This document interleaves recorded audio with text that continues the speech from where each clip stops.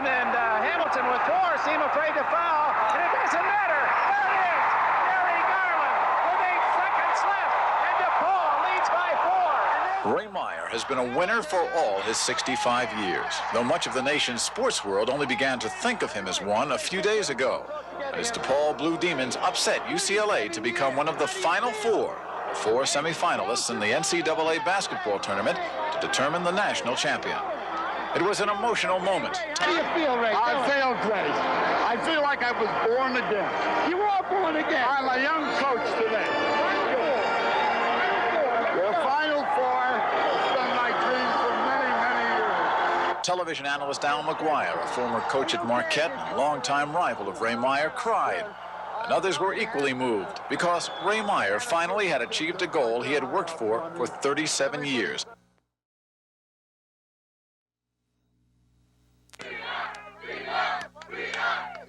The next night, when the team returned to Chicago from the game in Provo, Utah, thousands were waiting at O'Hare Airport to greet the team, and most of all, to cheer the coach. You can tell a person, his qualities of a person, by his family. And Ray Meyer, his sons and his wife and so on, they're thoroughbreds. He has 6 children. And the apple doesn't fall too far from the tree. And he's just a keeper. And if there's anybody that, when you look at, is Chicago, it's Ray Meyer. Ray Meyer grew up in Chicago. He started in basketball at St. Patrick's on the west side, then captained the team at Notre Dame his junior and senior years. Meyer came here to DePaul in 1942. It was his first head coaching job. World War II was raging and basketball talent was scarce. Yet the 29-year-old Meyer found a pleasant surprise awaiting him on campus, a 6'9" beanpole from Joliet named George Mikan. At DePaul, Mikan developed into the game's first superstar. He put the National Basketball Association on the map, leading his Minneapolis Lakers team into dominance of the young league. He could rebound, play defense, and shoot with either hand. Of course, Mikan the Swan was more of an ugly duckling when he first met Ray Meyer. Ray spent a lot of time with me, devoted himself to give an extra time to develop me. Right from the word go, you know, laughingly, we always tell the story that when the first time I took the court, I tripped over the lines that were too high. So, he taught me the game, he taught me to think it, play it, perform, and I just can't say enough about Ray Meyer. I just think he's one of the greatest guys that I've ever known. I had him take tennis balls and squeeze them so it would strengthen his hands. I looked at the boxers, they jump rope to increase the speed of their legs and hands and coordination. So we got him a speed rope and we made him jump rope 10, 15 minutes a day. I got a girl to teach him how to dance to get in the rhythm or get some agility. I didn't know what of all this stuff would work, but it was just, I knew he had a great heart and he wanted to learn. He just grew like a flower, he just blossomed. With Mikan leading the way, the young coach was an instant winner, and DePaul won the prestigious National Invitation Tournament in 1945. Meyer and DePaul were a happy marriage in the early years. The coach took Chicago athletes and made them into winners. Ron Sobieschek was a big name in terms of letters. He also starred for the Blue Demons in the early 1950s and went on to the pros with the New York Knicks. In the early 60s, 5'10" Howie Carl displayed a deadly shooting eye. He'd fire from anywhere, including near midcourt, with a shot you don't see anymore, the two-hand set. But as the 60s moved into the 70s, when it came to winning basketball teams, coaching players began to take a backseat to recruiting them. And little DePaul, a small city school with a small budget, did not keep pace with the big basketball powers. And for the first time, Coach Ray Meyer found his teams unable to compete. Through the years, in playing DePaul, he never got the ball players I got. I could go down to Chicago and cherry pick. I brought out some great ones, Bo Ellis and Bob Lackey and Lloyd Walton, and on and on. And Ray always had to go with the second or the third best kid in Chicago. And that's the credit to his coaching ability. And I've always rated him in the top 5 coaches in the country. And that if he ever had the facilities and the monies and the programs at the other universities that he plays against, he would be rated as a Rupp or as a Wooden in the win-loss column as far as national championships go. I always felt that I could coach. Given material that I could coach, as well as the next individual. Not better as well, that I could hold my own. And I felt that sooner or later, I'd like to get that material. And that was my ambition, to get in the Final Four. The answer to Ray Meyer's problem turned out to be Ray's son, Joey. Joe was a former player for his father, whom the university hired as Ray's first full-time assistant. His primary job, recruiting. Oh, I know where Coach is at right now. I understand him probably better than anybody but my mom, and I can deal with him as a coach and as a person. It's a lot easier to coach with him than it was to play for him, because I'm at a different level now, and I can argue, whereas I couldn't argue with him when I was a player or his son. Now it's just like I'm an equal, I'm an assistant coach, and I like it. It took a couple of years, but Joe's work began to pay dividends. His first prize catch was 6'11" Dave Corzine of Arlington Heights. As he did with Mikan 30 years before, Meyer developed Corzine into a dominating big man. And last year, led by Dave Corzine, Joe Ponsetto of Proviso East, Randy Ramsey and Curtis Watkins of Thornton, and Gary Garland and Clyde Bradshaw imports from New Jersey, DePaul reached the regional finals of the NCAAs. And this year came the biggest plum, 6'7" Mark Aguirre of Chicago Westinghouse. Aguirre was a high school All-America. He carried lots of baby fat, but quickly showed he was a player. Aguirre led the nation's freshmen in scoring, nearly 24 points a game. Paid Meyer dividends that will outlast his own career at DePaul. The greatest recruit is Mark Aguirre, and he is going to help us bring in more Chicago area boys. Let's lay the blue chip ball players. He's demonstrating that it isn't all that bad to stay at home, to get the recognition. This season, Garland and Bradshaw developed into perhaps the best set of college guards in the country. Certainly they were the pair with the fastest hands. Watkins was the team's steadiest player, getting the key basket or rebound while usually controlling the opponent's leading scorer. And transfer James Mitchum, a forward-turned-center, came around later in the season to add crucial offense and defense. Meyer called his 37th DePaul team his most exciting one ever. Though few believed him at the start of the season, by tournament time, he once again proved to be an accurate prophet. This team can kill you in 2-3 minutes. You play badly, and they'll get you. Last year's team, it was like methodical. We'd get 2 points, and we'd make up a deficit over a period of time. This team gets it right away. They just go bang right after you. Meet the Meyers of Arlington Heights, Ray and Marge. All 6 of the kids are grown now and out of the house. All still live in the area. But today, only the dog Jet reaps the benefits of being the child at home. The Meyers are a basketball family. Marge played as a girl. Ray used to coach her team. 2 sons, Joe and Tom, are coaches now, and Marge remembers basketball was very much a part of all their upbringings. We talk basketball day and night.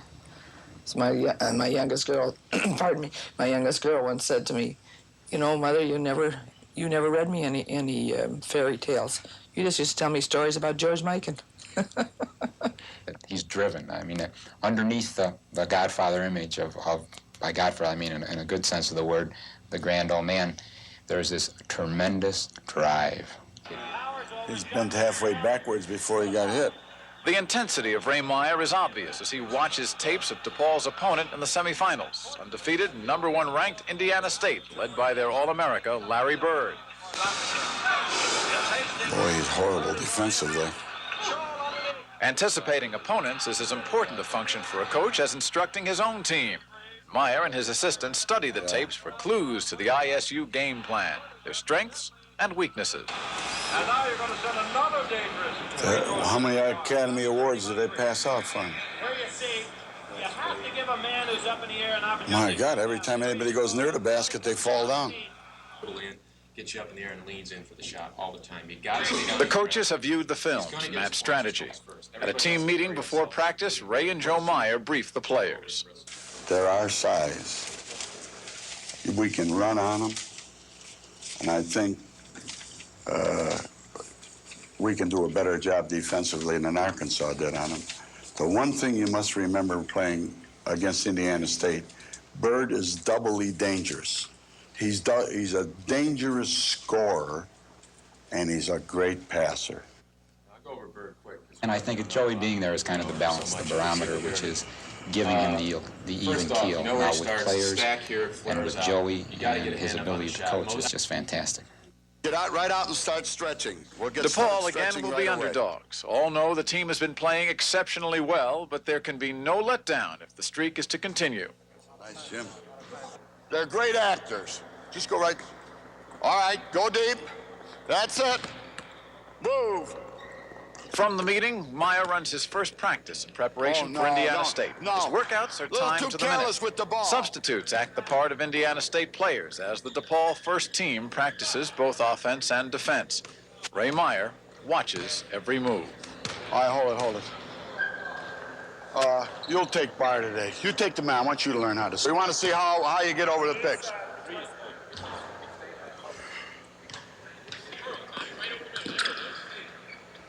All right, hold it. Mayday, if he curls like that, you pick him up. If he goes over the top, you got him, Mayday. Don't stand there like a dummy.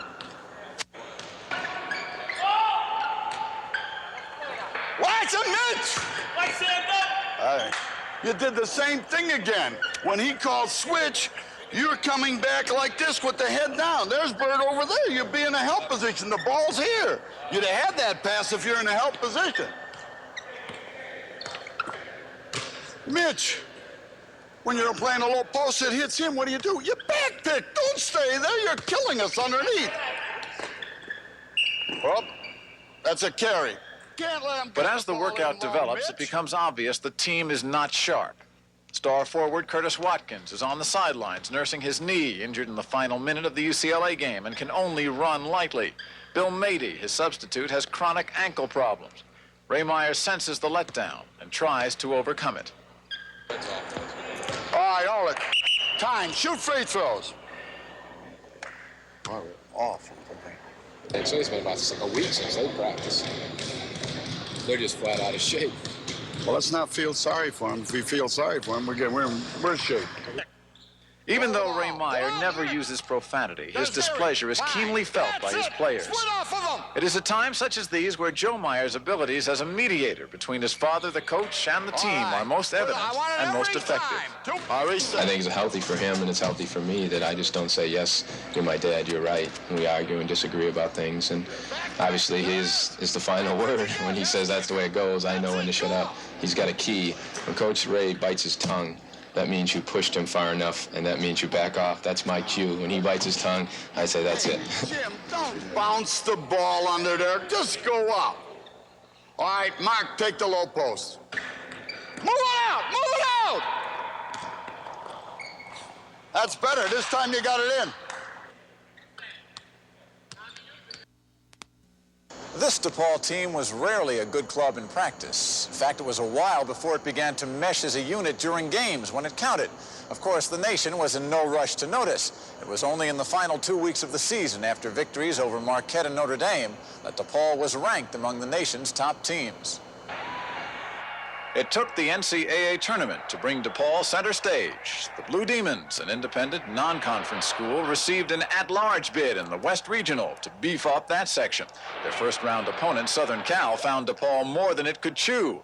Watkins led the way with 27 points. DePaul won going away, 89-78, at Pauly Pavilion in Los Angeles. The next round brought a rematch with Milwaukee's Marquette, which had also been placed in the West Regional. The teams played in Provo, Utah, so two schools 90 miles apart had to travel 1,000 miles each for this game. The Blue Demons found it was worth the trip. Led by Watkins again and Gary Garland, they pulled ahead late in a close game to move on to the regional finals and UCLA. UCLA against DePaul for a place in the semifinals. The Bruins, like other top teams this college season, had their ups and downs. They were ranked #1 midway in the year, but it slipped in the final going, though they still were rated #2. UCLA has been to college basketball what Mikan was to the pros, a dominant force. The school had won 10 national championships, 10 more than DePaul. But late in the first half, the Blue Demons exploded. Watkins and Aguirre scored 20 points between them, and before the stunned Californians knew what hit them, DePaul led by 17 points as the freshman Aguirre finished the half with a bang. There was another 20 minutes to play, but the coach knew then the spot in the Final Four was his. I was so elated, and I had to hide it at halftime from the players. When I was coming in, I had to tell them he had 20 minutes to go, but I knew it was over at that particular time. I felt they could not catch us. In the second half, Meyer did what he does best to ensure his biggest victory. He controlled the tempo of the game. Where he used speed in the first half to blitz UCLA, he slowed them to a walk in the second with a delay game. His well-drilled Demons ran time off the clock, then moved for the sure shot. But if Meyer thought he had the game won, UCLA made him sweat for his victory. They narrowed the lead to 2 points in the closing seconds. The Blue Demons were on the ropes, but they did not lose their poise. And when Gary Garland's shot ensured the win, all eyes turned to Ray Meyer. The man who felt he could always win with the Rups or the Woodens if he had the material, proved his point with thundering emphasis. What his coaching fraternity brothers and Midwest followers knew for years, the country as a whole finally realized. Ray Meyer was on top of the world. Back in Chicago after the game, the DePaul Blue Demons were the rarest of commodities on the local sports scene. A tough ticket. I called from my office and I want to purchase 2 tickets to put in the will call section out there at the arena. They said we can't. We're not selling any tickets at all anymore. Our tickets are sold out, except for people who are flying with us.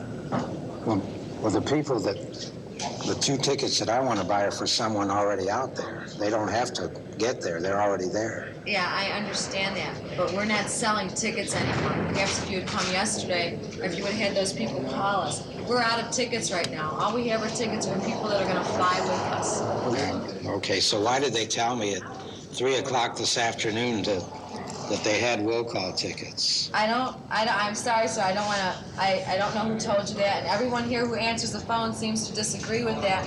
So I feel terrible. Yeah, we wrote all this information down. We didn't make it up. I can sympathize with you, but I didn't answer the phone. I didn't take the call. You can't sell me 2 tickets for will call? I'm just following the policy we've already set. I'm sorry. The school was allotted 1,400 tickets to the tournament semifinals and finals in Salt Lake City. All were sold. Special charters were booked, and the already understaffed athletic office was swamped with requests, questions, and people simply calling, writing, or coming by to express their congratulations. Ray Meyer took on a popularity unknown in Chicago since Mayor Daley. Reporters from all over the country came or called for quotes and interviews, and the coach, as always, obliged everyone he could. Ding and dong. Okay, that's easier. I'll remember that. The reporters talked him hoarse, yet he always seemed to reach back for one more anecdote or bit of information to enhance a story. For years, Ray Meyer had been what journalists call good copy, and he saw no reason to change now. I'm an employee of the university, and by their getting this attention, I think that we're drawing attention to me. It's bringing it to the university, and I, as an employee, should do everything in my power to help that along. That's part of my job. Part of the job? Sure. But through it all, it was clear that Ray Meyer was enjoying every moment. His only regrets were that the crush of the crowd at the airport kept some of his grandchildren from greeting him, that he felt he was getting much of the attention that should have gone to his players. For above all, Ray Meyer is a basketball coach in the purest sense of the word. He is a teacher whose greatest rewards come from watching his students succeed. I love to develop players, and that's one of the reasons I like to stay at DePaul. We never got all the All-Americans, and it was always a challenge. The boy I got was usually a boy from an average home or a poor home who wanted to make good, who wanted to do something, and they're the type of boy you like to work with because they lean on every word you say and they listen and they're very responsive. When a person or a ball player leaves Ray, they leave with some of Ray's blood on them, and they become a better person for it. You have to be lucky to get there, and you have to be good, and you have to get a lot of breaks. When I played, he used to have halftime yells. Now he has halftime talks. I think he's just toned it down a little bit and realized you can't yell at kids now. It's better to talk to them. as you say, he changed with the times. Some of the kids might laugh when I say this because they think he yells a lot now. I just tell them when I was playing, it was a lot worse then. But he relates better. He understands that he has to change a little bit. And I think very few people at 65 would be able to do that. He's the good guy did well, let's put it that way, the Rocky. You know, he came from he doesn't illegal recruit. He's not involved in that, and he's not in hanging around with the big wigs or anything like that. I mean, he's his own man. So Ray has proved that if a school will have patience and stay with their coaches through the droughts, as long as they know they got a good one like Ray, that in the end it'll come up seashells and balloons. DePaul has been good to me over the years. I haven't complained, and I'm very adverse to change. I don't like to change. I love Chicago. Love to be here. My friends are here. My family are here. I don't think I'd ever leave Chicago.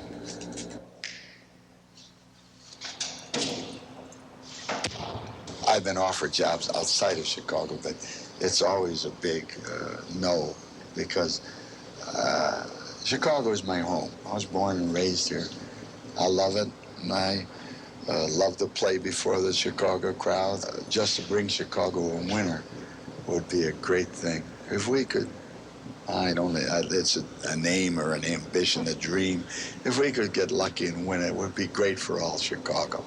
It would be something that would be super. Maybe it would just bring all teams in the area up a little higher. We're due for a winner here in Chicago. We're just happy that we won as many games as we've won this year. Who knows? Winning the final two would be the most difficult, but I don't know. There's somebody up there loves me, I guess.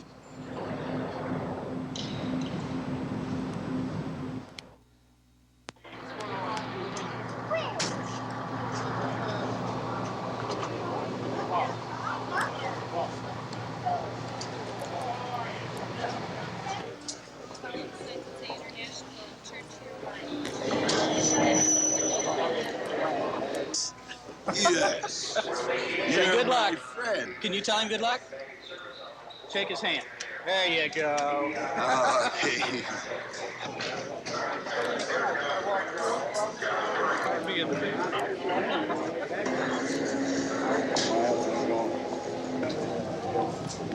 Are you so serious? Getting tired.